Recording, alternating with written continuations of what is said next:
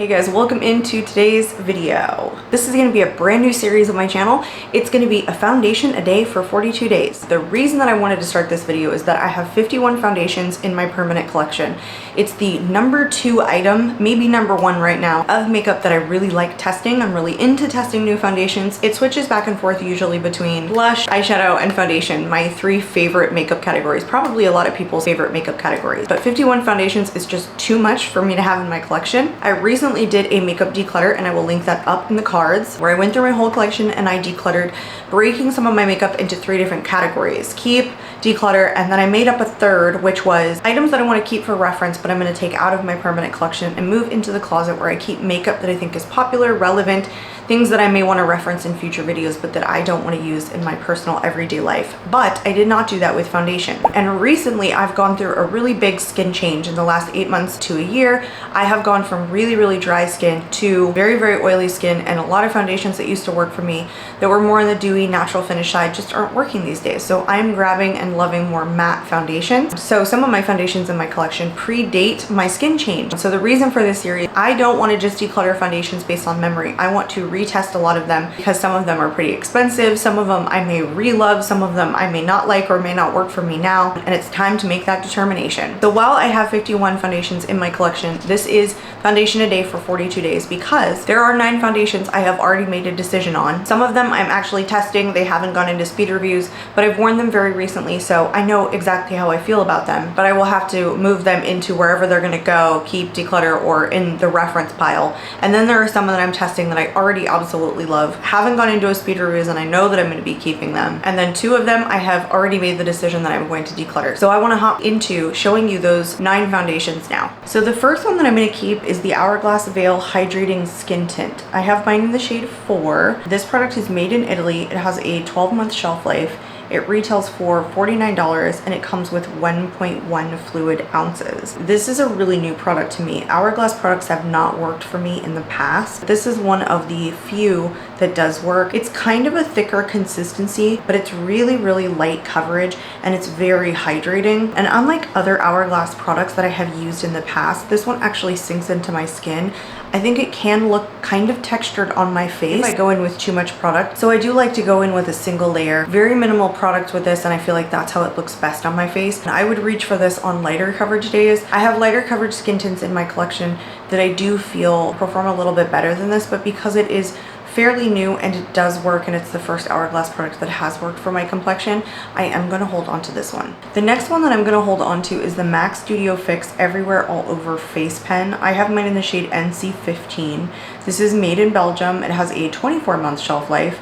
It retails for $35 and it comes with 0.41 fluid ounces. It's actually marketed as a multi-use concealer pen with medium to full coverage with a natural matte but waterproof finish. It's an interesting pen style. It has a twist on and off at the bottom, and it comes with a very pointed dispenser, and you push the bottom of it to get the product to come out. This is brand new to me. It is still in the testing phases. I have not even put this in a speed review, so I am going to hold on to it. It is a beautiful medium to full coverage foundation. It's a medium weight consistency, but it still works for me. What I find with this is that actually kind of wears off of me after 6 hours. It's not as matte and as long wearing as I would like. This does claim to be, I think, a 36-hour wear. I would say I get a maximum of 6 before my oils really start peeking through. So while I like its natural matte finish, I feel like it's just not overly long wearing on me. But because it's brand new and it's going into a speed reviews, it also gets to stay. The next one that I'm going to keep is also because it's new. It's the Fenty Eavesdrop Blur and Smooth Skin Stick. I have mine in the shade 2. This is made in Italy. It has a 12-month shelf life. It retails for $35 and it comes with 0.32 ounces. It is marketed as having light coverage but long wearing. It's supposed to offer smooth texture, blurs, and have a natural finish. I would say that this is the most hydrating skin stick or foundation stick that I have ever used, but it still makes my skin look very textured. I think it's best for me with a very light layer. Otherwise, there's no blurring happening. In fact, my skin looks overly textured. So because this hasn't gone into a speed reviews yet, it is going to stay in my collection, but I feel like at some point it's going to move out for one reason or another. The next one that is staying is the Gucci 24-Hour Wear Breathable Foundation. I have mine in the shade shade 160N Fair. This is made in Korea. It has a 12-month shelf life. It retails for $69 at Sephora. It does come with 1 fluid ounce. It's supposed to be a 24-hour foundation with a luminous matte finish. It's full coverage. It says it's supposed to be full coverage in 1 drop. This, like a lot of other luxury beauty products, does have a floral scent, but even though it's full coverage, it does have a luminous matte finish. It is still a really runny formula for being such a high coverage foundation. It is new to me, but it is one of my favorites currently. I am loving this, so this is definitely going to stay with me. The next one that gets to stay is the YSL All Hours Foundation. I have mine in the shade LN1. It is made in France. It has a 12-month shelf life. It retails for $60. It comes with 0.84 fluid ounces. It does have an SPF of 30. It's marketed as having a 24-hour weightless full coverage luminous matte finish. The 4th ingredient in this foundation is alcohol, so if that bothers you guys, you probably would not like it. It's a new foundation to me, but also I am loving this one just like the Gucci one. I think it's a long wear matte finish foundation. It doesn't last as long as the Gucci, but it is still really, really good. One of my brand new favorites. Oh, and this does have a pretty perfumey scent to it as well. The next one that gets to stay is also new to me. It's the Prada Reveal Foundation. I have mine in the shade LN15. It is made in France. It has a 12-month shelf life. It comes with 1 fluid ounce. It retails for $43 on Selfridges. However, I did pick mine up on the Harrods website, but it doesn't appear to be there anymore. Again, the 3rd ingredient in this is alcohol, and it does come with a fragrance to it. This is a refillable plastic component. The inside is a glass canister. It's a very, very lightweight serum-like foundation that offers medium buildable to full coverage. It's pretty much the same as the other two that I'm really loving, which is a luminous matte finish that is super long wearing and looks super beautiful and smoothing on my skin. So this gets to stay because it's new to me. I have tested it recently and loving it. The next one that gets to stay is the Dior Backstage Face and Body Foundation. I have mine in the shade 1.5N. This is the old version before they reformulated. This is the satin finish. I absolutely love it. You can't get it anymore, so I am not incorporating it into the 42 days of foundation, but I will test the reformulation at some point. I love this. It's very, very lightweight, serum-like, but it's medium coverage with a satin finish that basically lasts me all day. So I'm really sad that they reformulated. We will test the reformulation again in this series, but for now, because you can't get this anymore, I feel like there's no reason for me to retest it. The next and final two are not foundations that are going to be included in the 42 days of testing foundation, because today I decided they will be decluttered. So the first one is the Sephora Best Skin Ever Foundation. I have mine in the shade 17.5N.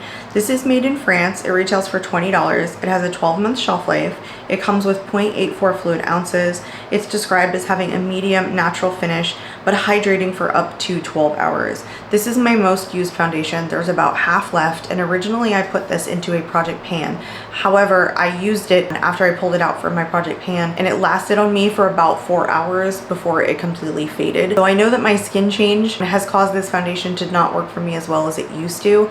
It's more of a whipped consistency, and so it's a little bit thicker and heavier. It was medium to full coverage while still being super hydrating on my really, really dry skin. I loved this foundation because it was maybe a more full coverage foundation that worked for my really dry skin, and now that my skin has changed, I noticed this doesn't work as well for me. So I'm not going to keep it in my project pan. I would rather pull one into my project pan that works better for me now and just declutter this finally. I'm sorry to let it go with half the product left, but I would rather get use out of some of the ones that I'm loving. And then the final one that will be decluttered is the Estee Lauder Futurist Hydra Rescue Foundation. This is with an SPF of 45. I have mine in the shade 1N2 Ecru. This is made in Canada. It retails for $51. I cannot find the shelf life listed anywhere. This does come with 1.2 fluid ounces. It's described as a breathable, radiant finish with medium coverage. The reason this has to go is because it's such a high SPF, and I've had it in my collection for so long, and looking in the tube, I can tell that the product is separating, and when it has SPF in it, you really do want to follow the shelf life. I've definitely had this more than 12 months, which is usually what I would keep or try and keep something with an SPF. So this does have to go. This is an extremely lightweight, super serum-like, but medium coverage, great SPF, super natural radiant finish. It just works so well on your skin, and I feel like it would work for many different skin types. It was great for me on my dry days.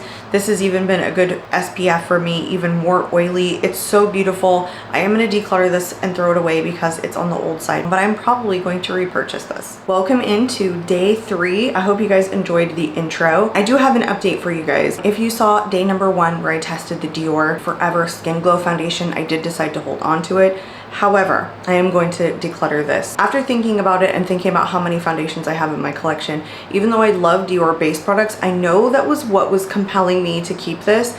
And I don't want to just declutter it and give it away. I'm going to declutter it in the sense that it's going to go into my closet for reference, but out of my permanent collection, in case I ever want to reference Dior products up until this finally expires. But I'm not going to hold on to this. I know myself, I won't reach for this again.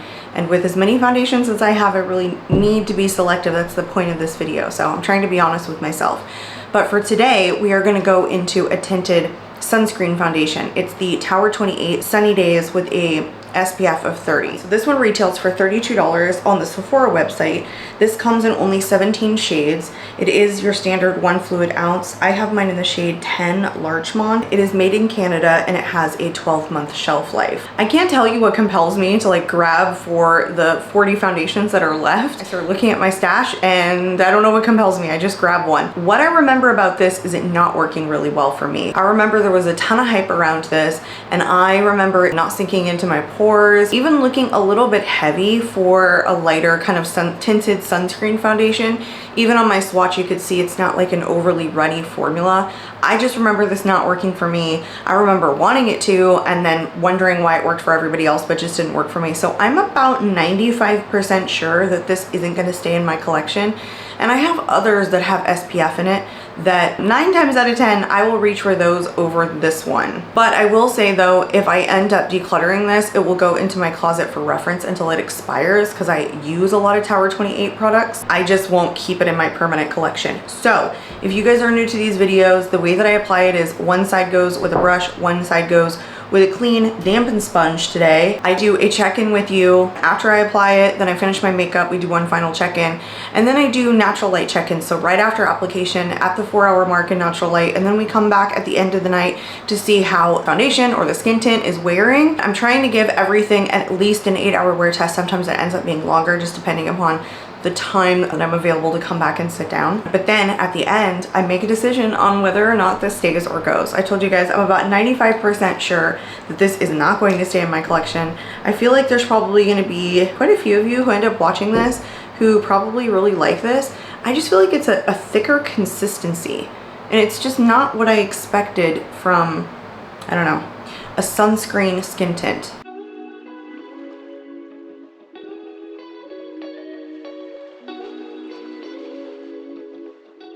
So that was like virtually no coverage. I mean, I didn't take a whole lot, but I was trying to be careful because I don't want this to look heavy or cakey or just not sink into my skin the way that I remember it doing. But man, that was not a lot of coverage. I mean, if it's not a lot of coverage, we're gonna go with it. I'm not gonna keep trying to build it up. We'll get what we get out of it. And how come I already dislike the way that it's sitting on my nose? I have a feeling I'm not gonna keep this. I'm pretty tainted from the Estee Lauder Futurist Hydro Rescue. The Misha BB cream is really, really nice SPF. And I feel like I prefer those over this one. And so I'm pretty slanted when it comes to introducing any other kind of like skin tint SPFs because those ones are so good. And the Dr. Jart Beauty Balm is also really nice with a pretty high SPF. So I feel like if I'm gonna grab for something that has an SPF, it's just gonna be one of those. They're my absolute favorite. I find they perform the best on my skin. This one just doesn't offer me a whole lot of coverage, and those other ones that I just told you guys, they do offer a pretty decent amount of coverage. I even have one from Paula's Choice, which is basically a tinted sunscreen that kind of looks like this. It's like the slightest bit of coverage. So slight. I don't want to build it up any more than this. I'm a little afraid it'll start looking a little cakey because I can kind of see it around my nose, just not like settling in great. I feel like that's what it's going to come down to, that there are just other SPFs in my collection that I prefer more than this one, and so this one just doesn't have a purpose or place in my collection, because having like more than 3 or 4 tinted sunscreens that you absolutely love, I feel like for me is just a little bit excessive because I already wear sunscreen. I prefer more mattifying foundations, especially foundations that last a little bit longer. So I'm done at this point. Let me go finish up my makeup. We'll come back, we'll do one final check-in, and then we are done until the end of the evening. Okay, makeup is all on. I just feel like it literally makes my skin look super textured. I mean, like, it didn't take away the natural radiance from the sunscreen when I powdered, because it's a pretty dewy SPF. For me, that means I'll grab for something like this on a pool day or going to the beach or something like that, but this isn't gonna be something that I wear as a tinted sunscreen like I would in replacement of a foundation, just because it has the SPF in it. And the fact that it's just right now not like an overly smoothing tinted sunscreen. Again, I have other options, and so it's not as though this needs to perform like a foundation. I just have other ones in my collection that do very, very similar things that are also tinted sunscreens that I feel like do perfect my skin. So that's what it's up against. I will do a check-in in natural light for you guys, a 4-hour check-in, and then we'll be back here at least at the 8-hour mark. I'm getting ready for the day. It is only 9:31 in the morning. I do have a doctor's appointment, so I will be getting out of here pretty shortly. So that is all for me right now. I will see you guys later. Hey guys, welcome back. It's been 11 hours. I'm wearing a different top. I totally changed my clothes. I don't know why. I just decided before my doctor's appointment that I wanted to wear something different. So same day, different clothes. I'm gonna throw up on the screen for you guys a check-in that I did right away in natural light. I have to admit my phone camera is not like the greatest, and so I don't know how clearly you can see it, but it's not much different than what it looked like when I initially applied it. But then the second video I'm gonna throw up here is of me at, I wanna say right at around the 4-hour mark. Again, kind of as much as I could in natural light. And by that time I was shining everywhere, which makes sense for a tinted sunscreen. You're not gonna get a whole lot of coverage out of it. So I think for me, looking at this foundation in terms of, do I wanna keep it because it serves some sort of purpose in my collection? It has to be that it's like beautifying to the face and smoothing, and that it breaks down evenly but gives me just the right amount of coverage because it's mostly just a tinted SPF. But I already told you guys this, I have tinted SPFs in my collection that are as high or higher, that offer more coverage, or even less, that are specifically meant for pool days, which I told you guys was the Paula's Choice one, and I just prefer those more. I am going to declutter this, but because it hasn't expired yet, I'm actually gonna move this into my makeup reference library in the closet. It's not gonna stay in my permanent collection. This officially makes number 2 decluttered out of the 3 foundations of 42 days of foundation that I have tested so far. I told you guys my update was that the Dior Forever Skin Glow going out, also going into reference. We'll see how long that stays. I am not saying that this is a bad product at all.